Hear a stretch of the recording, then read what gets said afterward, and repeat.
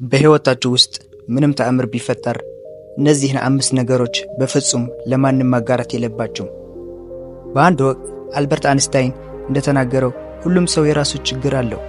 ነገር ግን የእናንተ ችግር ከነሱ የሚብስ ከሆነ ሌሎች የራሳቸውን ትተው በእናንተ ችግር ላይ መሳለቅ ይጀምራሉ። ከሰዎች ጋር ማጋራት የሚገባችሁ ጉዳዮች አሉ። እንዲሁም ምንም ያህል ቅርብ ቢሆንም በምንም ተአምር ማጋራት የሌለባችሁ ነገሮች አሉ። አልበርት አንስታይን እነዚያን ነገሮች በ5 ብቻ ጠቅለል አድርጎ አስቀምጣቸዋል። ምክንያቱም እነዚህን 5 ነገሮች በድብቅ መጠበቅ ከቻላችሁ ሌሎች ነገሮች ቦታቸው ላይ ይሆናሉ። ስለዚህም አልበርት አንስታይን እንዳለው ከሰዎች ጋር ፈጽሞ ማጋራት የሌለባችሁ 5 ነገሮችን እንመልከት።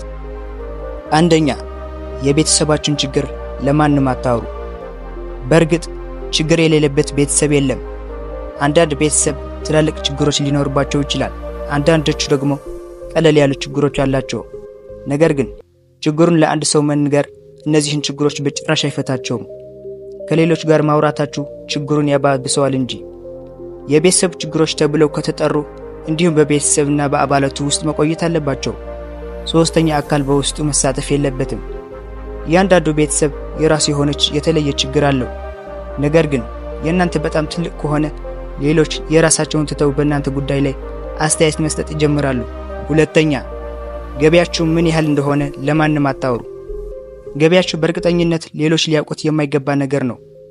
ስለ ገቢያችሁና ስለ ግል የፋይናንሳችሁ ለሰዎች ሁሉ ማካፈል ከጀመራችሁ በቅርቡ አላስፈላጊ ጥላቻዎችን መሰባችሁ አይቀርም። ገቢያችሁና የግል ፋይናንሳችሁ በእናንተና በራሳችሁ መካከል መሆን አለበት። ስለ ገንዘብ አጠቃቀም ምክር ከፈለጋችሁ ጥያቄዎቻችሁ የሚመለከተው አካል መቅረብ አለባችሁ እንጂ ለጓደኞቻችሁ አይደለም። ሶስተኛ፣ ህልማችሁ ለማንም አትናገሩ። ቀድማችሁ ግቦቻችሁና ህልሞቻችሁን በህይወታችሁ ውስጥ ደብቃችሁ ካስቀመጣችሁ እንደሱ በውስጣችሁ ማቆየት በጣም ጥሩ ነው። ምክንያቱም እነሱን ማጋራት አመለካከታችሁን እና ዓላማችሁን ሊነካ ይችላል። እንዲሁም በወጥመድ ልትጠመዱ ትችላላችሁ። ሁልጊዜም ሌሎች ተመሳሳይ ምክር ወይም አስተያየት ማግኘት እንደማትችሉ አስታውሱ። ምክንያቱም ሁሉም የተለያየ አመለካከት ነው ያለው። ስለ አመለካከት ስናወራ ህልማችሁ ለብዙ ሰዎች እንደ ቀልድ ወይም ዋጋ እንደሌለው ሊታይ ይችላል። እናንተ ብርሃን እያያችሁ እነሱ ደግሞ ጨለማን ሊያዩ ይችላሉ። አመለካከታችን ይለያያል። ሁሉም ሰው ከእናንተ ጋር መስማማት የለበትም። ነገር ግን ያ ችግር አይደለም። በውስጣችሁ ጠብቁት እና እስኪሳካ ድረስ ተስፋ ሳትቆጥሩ ስሩበት። አራተኛ፣ ችግራችሁን ለማንም አታውሩ። ችግሮቻችንን ማካፈል ቀለል እንዲለንና ሸክማችንን እንዲቀንስ ያደርግልናል። ነገር ግን ችግሩን ከመፍታት ይልቅ ለሰዎች መናገር ችግሩን እንዲጨምር ሊያደርገው ይችላል። እንዲያውኑ 70% የሚሆኑ ሰዎች ስለ ሰዎች ችግር በመስማታቸው በጣም ደስተኞች እንደሚሆኑ ጥናቶች ያረጋግጣሉ። 10% የሚሆኑት ደግሞ በእውነት ስለ ሰዎች ችግር ያስባሉ። ስለዚህ ችግራችሁን ለአንድ ሰው ከመናገራችሁ በፊት 2 ጊዜ አስቡ። ችግሮቻችሁን ለሰዎች ማጋራት ስትጀምሩ ለሐሜት ዓላማ እንድትውሉ ራሳችሁን እያገላጣችሁ ነው። ብዙ ሰዎች ስለ ችግሮቻችሁ ደንታ የላቸውም። አንዳንዶቹ ደግሞ ችግር ስላለባችሁ ደስተኛ ናቸው።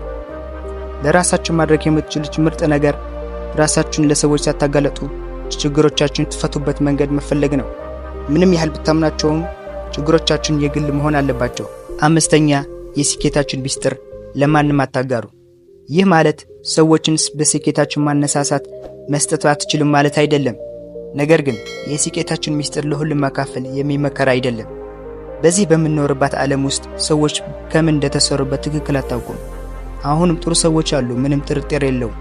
እንዴትና ምን በድብቅ እንደምትሰሩ ሳትናገሩ ከሌሎች የበለጠ ስኬታማ የሚያደርጋችሁን ነገሮች ሳታካፍሉ የዕለት ከዕለት እንቅስቃሴዎቻችሁን መቀጠል ለእናንተም ጥቅም አለው።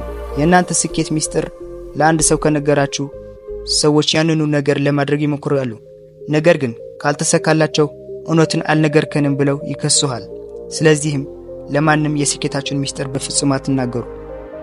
በመጨረሻም በድብቅ መቀመጥ ያለባቸው ብዙ ነገሮች አሉ። ነገር ግን እነዚህን 5 በጣም አስፈላጊ ናቸው። እነሱን በድብቅ መጠበቅ ከቻላችሁ ሌሎች ነገሮች ቦታቸውን ይይዛሉ።